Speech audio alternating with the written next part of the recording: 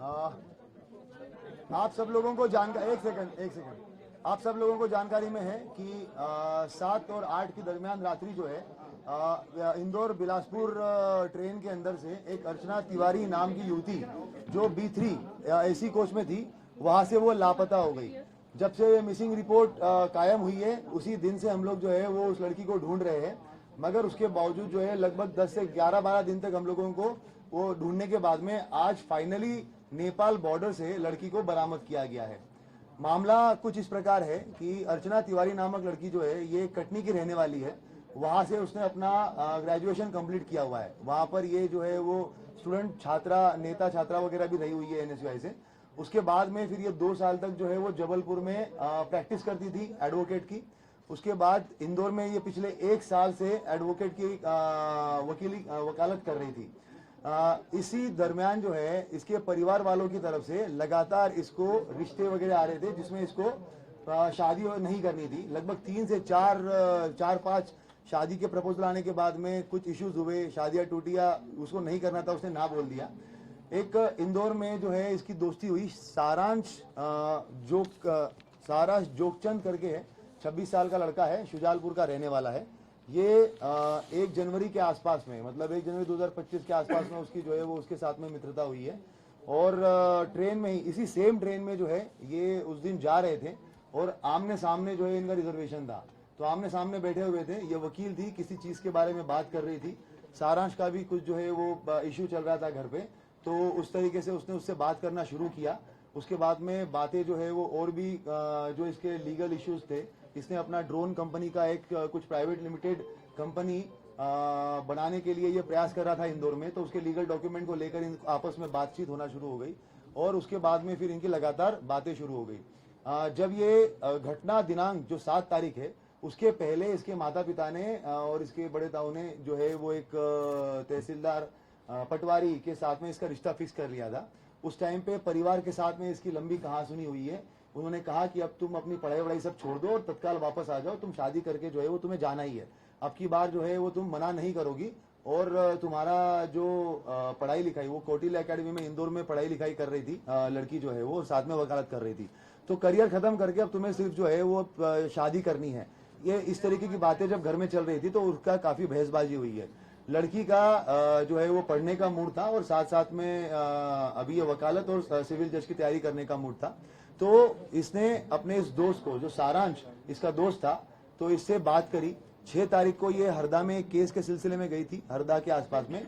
वहीं पे ढाबे पे बैठ के एक तेजिंदर करके है, तेजिंदर सिंह और सारांश और लड़की, इन तीनों की बैठ के बात हुई। वहां पे इन लोगों ने प्लान किया कि किस तरीके से जो है अगर हम लोग मतलब बेसिकली ये छोड़ के भाग जाना है। तब ये भी बात हुई थी कि भाग जाना है तो अभी भाग जाते हैं, तो इतना सब कुछ करने की जरूरत क्या है। मगर उस टाइम पे ये बात हुआ कि ऐसा नहीं, अगर ऐसे करेंगे तो वो पता चल जाएगा। ये जो इंदौर बिलासपुर ट्रेन जा रही है वहां पे हम बैठेंगे, चलती ट्रेन में से अगर चले जाएंगे तो बहुत सारी हो सकता है कि मिसिंग पर्सन रिपोर्ट कायम होगा।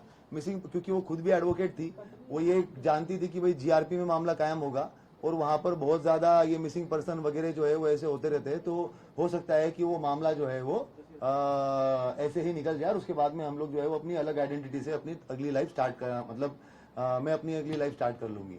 इस तरीके से इन लोगों ने प्लान बनाया। तेजिंदर जो है ये एक गाड़ी चलाने वाला ड्राइवर था। ये इसके संपर्क में जो है वो पिछले लगभग 3-4 महीने से आया हुआ था। तेजिंदर जो है वो सारांश के थ्रू इसके संपर्क में आया था। ये कहीं पे भी जाना जाती थी, माहेश्वर या बाकी जब जगहों पे, तो ये तेजिंदर के साथ में ही जाती थी, तो तब से इसको जानती थी। ये इटारसी रेलवे स्टेशन के पास में रहता था, तो इनकी बात हुई कि कहां पर CCTV कैमरे नहीं है।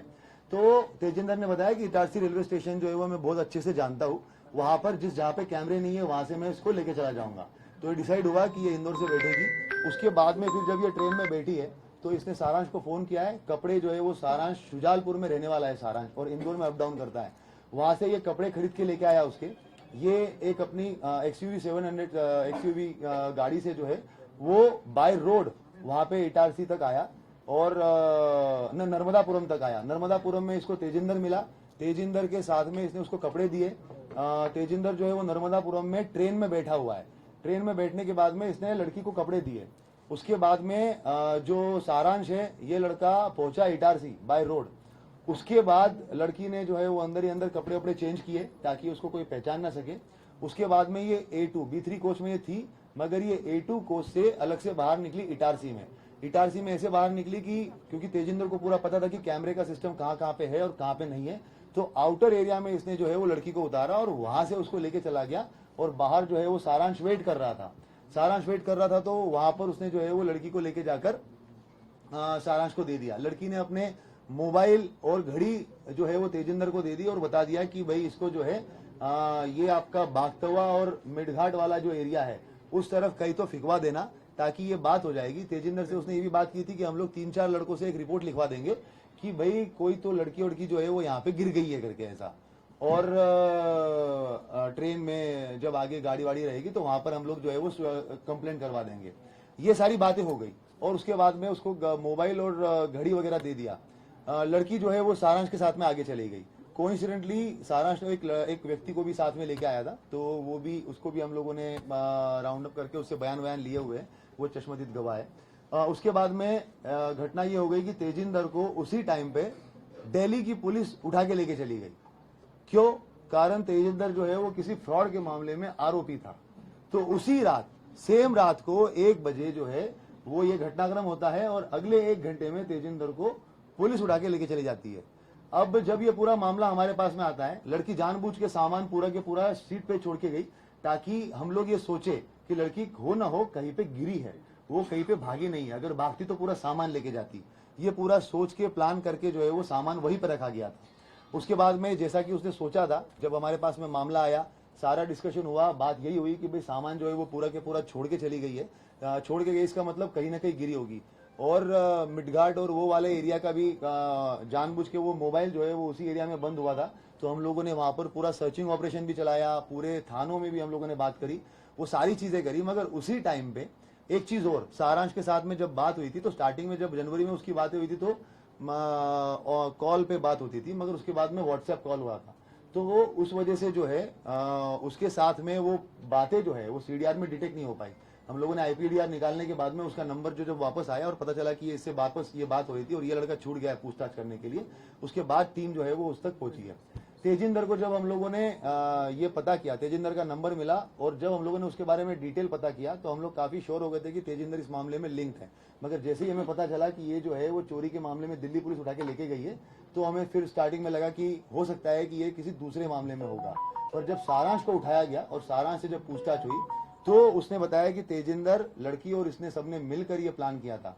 लड़की सारांश के साथ गई, शुजालपुर में गई है, वो गाड़ी की गाड़ी में ही रही, कहीं पे बाहर उतरी नहीं।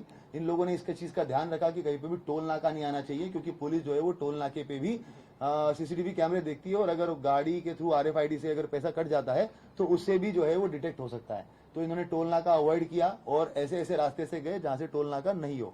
शुजालपुर गए, शुजालपुर के बाद में फिर ये ऑर्बिट मॉल के आसपास से कहीं से इन्होंने एक दूसरा मोबाइल खरीदा। और लड़की, जब तक मीडिया में इस चीज का काफी हाइप हो गया था, तो जितना इनको एक्सपेक्टेशन था कि मामला एकदम सिंपल तरीके से निपट जाएगा, तो वो लगने लग गया कि अब तो ये नहीं होगा, तो इसको मध्य प्रदेश छोड़ के कहीं तो जाना पड़ेगा जहाँ पे अलग भाषा के लोग हैं। तो इन्होंने हैदराबाद चूज किया। उसके बाद ये बुरहानपुर गए, बुरहानपुर से इन लोगों ने जो है वो हैदराबाद की बस पकड़ी। हैदराबाद में जाने के बाद में ये 2 दिन 1 रात जो है वो हैदराबाद में रहे। फिर जब मामला और ज्यादा हाइप पकड़ने लग गया तो जो सारांश है, ये ड्रोन का जो एक नया स्टार्टअप इसने डाला हुआ है और इसका जो क्लाइंट बेस है वो नेपाल में भी कुछ है। तो इन लोगों की पहले वो बात हो चुकी थी, तो इनकी बात हुई कि अब इसको जो है वो भारत छोड़ के ही हम लोग जो नेपाल की तरफ चले जाएंगे। उसके बाद फिर इन्होंने बस पकड़ी, बस पकड़ के जोधपुर से दिल्ली, दिल्ली से उसके बाद में जो है ये कुछ दिन वो काठमांडू चली गई, लड़की काठमांडू चली गई, लड़का जो है वो वापस आ गया। और लड़के ने ये भी किया कि जो इसका मोबाइल था उसको जब मेन टाइम था उस टाइम पे उसने एरोप्लेन मोड पे करके पूरा के पूरा बंद कर लिया। बाकी टाइम में मोबाइल जो है वो अपना वहीं पे रखकर और दूसरी सिम इशू करवा के पिता के नाम पे उस मोबाइल को उसने पूरा टाइम चलाया, क्योंकि जब सारांश का नाम अगर आए तो मोबाइल जो है वो इंदौर में ही दिखे और उसके ऊपर कोई शक ना जाए। और पिता की अलग से, क्योंकि नई सिम थी, वो तो कुछ कहीं पे कुछ कनेक्शन था ही नहीं उस चीज का, तो वो सिम जो है वो उसने अपनी अलग से इस्तेमाल करी। काठमांडू छोड़ के ये वापस आ गया। उसके बाद में 3-4 दिन तक रहा, जब पुलिस ने इसको राउंड अप किया हम लोगों ने सारांश को, और उसके बाद में जब चीजें निकल के आई तो उसके थ्रू नया नंबर जो था उसका, उससे बात कर और उसको वहां से बॉर्डर तक बुलवाया गया और बॉर्डर पे लाखीमपुर खीरी पुलिस की मदद से हम लोगों ने जो है वो लड़की को बरामद किया। बरामद करके जो है वहां से दिल्ली और दिल्ली से अभी सुबह सुबह फ्लाइट से यहाँ पे लेके आए हैं। अगर कोई अलग और कुछ सवाल पूछना चाहता है तो आरक्षक की क्या भूमिका रही है? एक एक करके पूछते हैं। हाँ, आप इसका मास्टरमाइंड कौन है इस केस